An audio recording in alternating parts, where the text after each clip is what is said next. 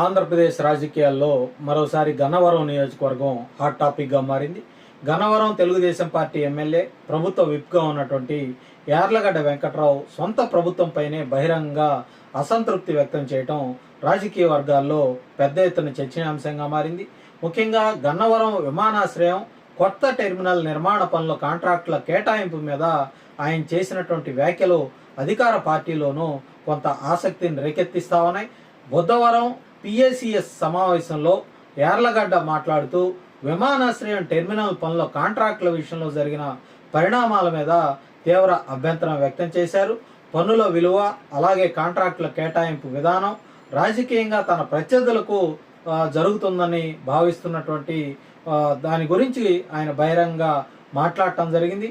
యార్లగడ్డ తన మాటల్లో గన్నవరం టెర్మినల్ నిర్మాణంలో మొదటి దశలో దాదాపు 80% పనులకు 300 కోట్ల విలువైన కాంట్రాక్ట్ ఇచ్చారని, అయితే మిగిలిన కేవలం 20% పనులకు మాత్రం 206 కోట్ల వరకు కేటాయించడం ఎలా జరిగిందని ఆయన ప్రశ్నించడం జరిగింది. ఈ లెక్కలు సాధారణంగా చూస్తేనే అనుమానాలు కలిగిస్తా ఉన్నాయని కూడా ఆయన అభిప్రాయం వ్యక్తం చేశారు.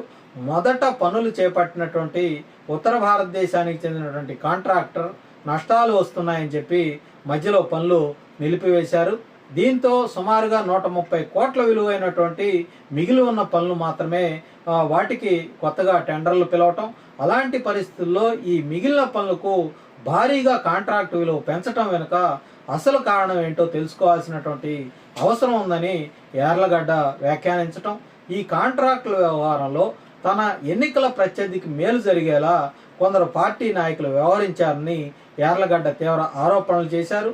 ఎన్నికల సమయంలో తనకు వ్యతిరేకంగా పనిచేసిన వారికి ఇప్పుడు ప్రభుత్వ పనులు అప్పగించడం బాధాకరమని, పార్టీ కోసం కష్టపడి పనిచేసిన వారికి కాకుండా ప్రత్యర్థులకు అవకాశాలు కల్పించడం తనను తీవ్రంగా కలిచివేసిందని ఆయన అభిప్రాయం వ్యక్తం చేశారు. నేను పార్టీ కోసం యుద్ధం చేస్తూ అవమానాలు ఎదుర్కొంటా ఉంటే మీరు మాత్రం నా ప్రత్యర్థులకు సహాయం చేస్తారంటూ కూడా ఆయన ఈ సమావేశంలో ప్రభుత్వానికి ప్రశ్నలు సంధించారు. పార్టీ కోసం అంకిత భావంతో పనిచేసిన తనలాంటి నాయకులను పక్కన పెట్టి గతంలో పార్టీకి వ్యతిరేకంగా ఉన్న వారిని ఇప్పుడు ప్రోత్సహించడం సరైన విధానం కాదని కూడా ఆయన వ్యాఖ్యానించడం జరిగింది. ప్రతివాడు పార్టీ పార్టీ అని వస్తూ ఉంటాడు, కానీ ఆ రోజు పార్టీ కాదని చెప్పిన వారు ఇప్పుడు ఎలా పార్టీ వాళ్ళు అవుతారంటూ కూడా యార్లగడ్డ చేసినటువంటి వ్యాఖ్యలు అక్కడ ఉన్నటువంటి సభలో ఉన్న వారిని అందరినీ కూడా ఆలోచింపజేశాయి. పార్టీ పట్ల నిజమైనటువంటి నిబద్ధతతో పనిచేసిన కార్యకర్తలు, నాయకులకు న్యాయం జరగాలని కూడా ఆ వేదిక నుంచి యార్లగడ్డ వెంకట్రావు కోరటం జరిగింది. తనను ఇలా అవమానిస్తే ఊరుకోనని కూడా యార్లగడ్డ ఒక హెచ్చరిక అయితే జారీ చేశారు. ఇదే పరిస్థితి కనుక కొనసాగితే తాను మౌనంగా ఉండబోనని కూడా స్పష్టం చేయటం జరిగింది. తనకు వ్యతిరేకంగా పనిచేసిన వారికి పదే పదే ప్రాధాన్యత ఇస్తే తాను తీవ్రంగా స్పందించాల్సి వస్తుందని కూడా ఆయన ఒక సంకేతాలను ఇచ్చినట్టు మనం భావించాలి. యార్లగడ్డ చేసినటువంటి ఈ వ్యాఖ్యలు తెలుగుదేశం పార్టీలో అంతర్గత విభేదాల మీద మరోసారి చర్చకు దారితీశాయని చెప్పుకోవాలి. గత కొంతకాలంగా గన్నవరం నియోజకవర్గంలో స్థానిక నాయకత్వం, ఎమ్మెల్యే మధ్య సమన్వయం సరిగా లేదనే ప్రచారం పెద్ద ఎత్తున జరుగుతోంది. ఇప్పుడు ఎమ్మెల్యే స్వయంగా బహిరంగ సభలో అసంతృప్తి వ్యక్తం చేయడంతో ఆ ప్రచారానికి మరింత బలం చేకూరిందని రాజకీయ పరిశీలకులైతే ప్రస్తుతం భావిస్తా ఉన్నారు. గత ఎన్నికల్లో వైసీపీ నేత, మాజీ ఎమ్మెల్యేగా ఉన్నటువంటి వల్లభనేని వంశీ మీద విజయం సాధించిన తర్వాత యార్లగడ్డ వెంకట్రావుకు తెలుగుదేశం పార్టీ అధిష్టానం మంచి ప్రాధాన్యత ఇచ్చిందని రాజకీయ వర్గాలు చెప్తా ఉన్నాయి.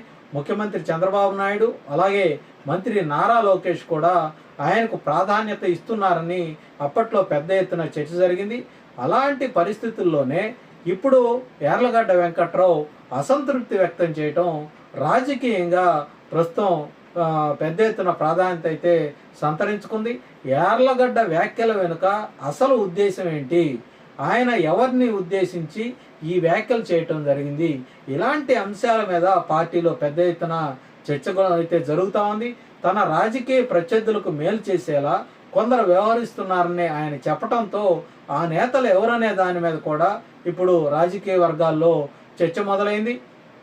మరోవైపు ఎమ్మెల్యే చేసినటువంటి ఆరోపణలపై ఇప్పటి వరకు ప్రభుత్వం కానీ అక్కడ ఉన్నటువంటి విమానాశ్రయం పనులకు సంబంధించినటువంటి ఆ ఎయిర్పోర్ట్ అథారిటీ వర్గాలు కానీ పార్టీ అధిష్టానం కానీ ఎవరు కూడా అధికారికంగా స్పందించలేదు.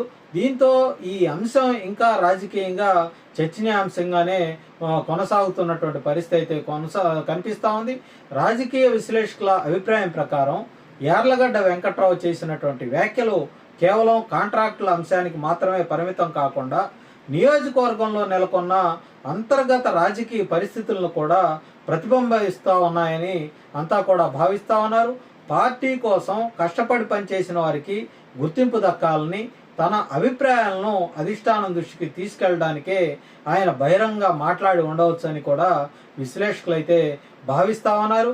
అయితే ఈ వ్యవహారం మీద పార్టీ అధిష్టానం ఇప్పుడు ఎలా స్పందిస్తుంది, ఎమ్మెల్యే వ్యక్తం చేసినటువంటి అసంతృప్తికి పరిష్కారం అధిష్టానం చూపిస్తుందా, గన్నవరం విమానాశ్రయం టెర్మినల్ కాంట్రాక్టుల మీద ప్రభుత్వం స్పష్టత ఇస్తుందా, ఈ అంశాలు ఇప్పుడు రాజకీయ వర్గాల్లో ఆసక్తికరంగా మారాయి.